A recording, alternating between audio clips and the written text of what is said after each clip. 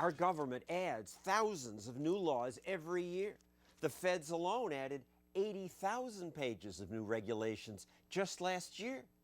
Add in state and local laws, and we're drowning in rules. So just disobeying one of these could lead to the police locking me up. So given that the police have the power to lock me up or shoot me, it's important that we be able to keep an eye on them. Fortunately, that's easier today because even our phones have cameras. And a camera is a powerful tool for, as the Romans said, watching the watchman. You're going away. You're going to be arrested for trespassing. I did nothing. The problem is that often the watchmen don't want to be watched. In Jones County, Mississippi, a highway patrolman told Pete Ayer, "Stop your RV." Pete's an activist who likes to videotape encounters with authorities. Yes, sir. Open that side door for me, man. Turn that camera off, please. What's that? You filming? Yeah. Turn it off. How come? Are you filming me? Yes. Turn it off for me.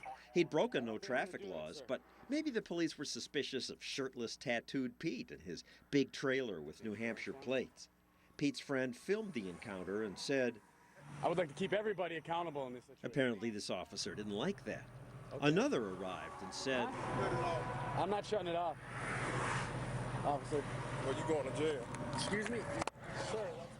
The cops grabbed his camera and arrested him and his friends. They held us in jail, wouldn't let us make phone calls. After about 12 hours, the police let them go. They charged me with possession of a beer in a dry county because there was one unopened beer in the refrigerator of the RV. They had nothing else to stick on me. They couldn't charge him with filming the police because that's legal. And that's a good thing. Just outside my office, a cop claimed a bicyclist rode into him on purpose.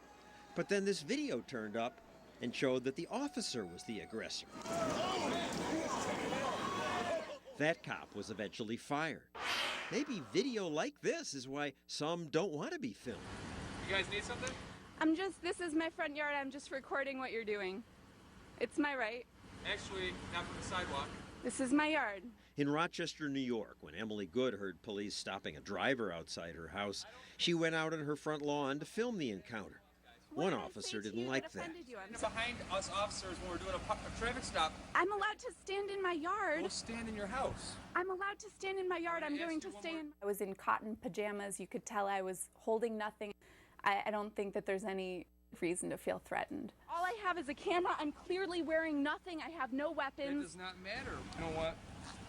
You're going to go to jail. I'm observing what they're doing and they're arresting me. I don't understand what's going on.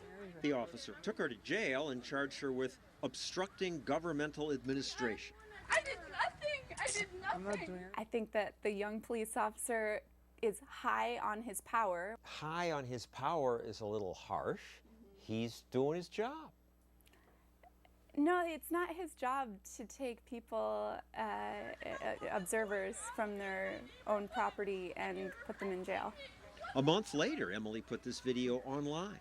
It was viewed thousands of times, and some viewers criticized the police. So you post the video on YouTube, and they come back. In uniform, 4 officers. Police showed up outside a meeting of Emily and her friends and started writing tickets for parking violations, like parking farther than 12 inches from the curb. Can I see it? Can I see the ruler? Her friend taped that. Okay, that's 12 inches from the curb. After the media picked up on the story, the police chief said his officers' actions were inappropriate. Charges against Emily were dropped, but no officer was ever punished. They never are, as far as we know, even when they arrest news cameramen. Go away now. Go away now. Phil Datz tried to film a police pursuit. All right, you're going away.